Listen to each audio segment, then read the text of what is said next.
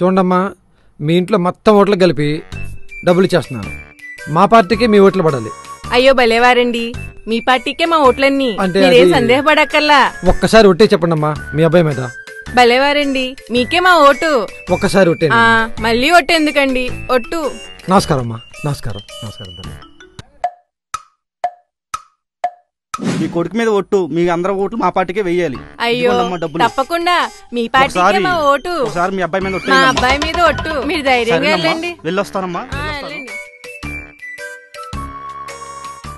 అదేంటమ్మా అందరి దగ్గర డబ్బులు తీసుకున్నావు, అడిగిన వాళ్ళకి ఓటేస్తానంటున్నావు, పైగా నా మీద ఒట్టేసి మరీ చెప్తున్నావు.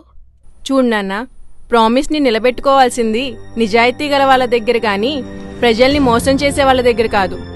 అలా వాళ్ళ అధికారం కోసం మనల్ని మోసం చేసే వాళ్ళని మనం మోసం చేయడంలో తప్పులేదు నాన్న.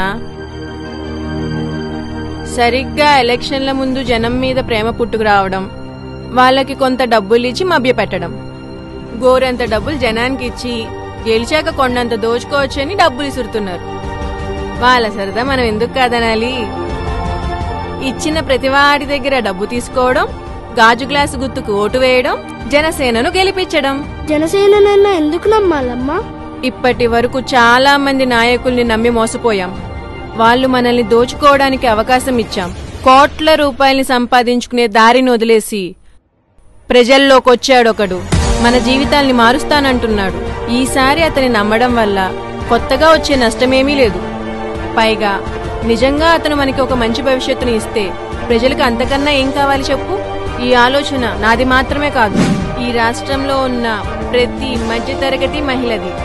నాకు నమ్మకం ఉంది, అతను ఈ రాష్ట్రాన్ని, రాష్ట్ర ప్రజలను కష్టాల నుండి కాపాడే ఒక సైనికుడు అవుతాడని.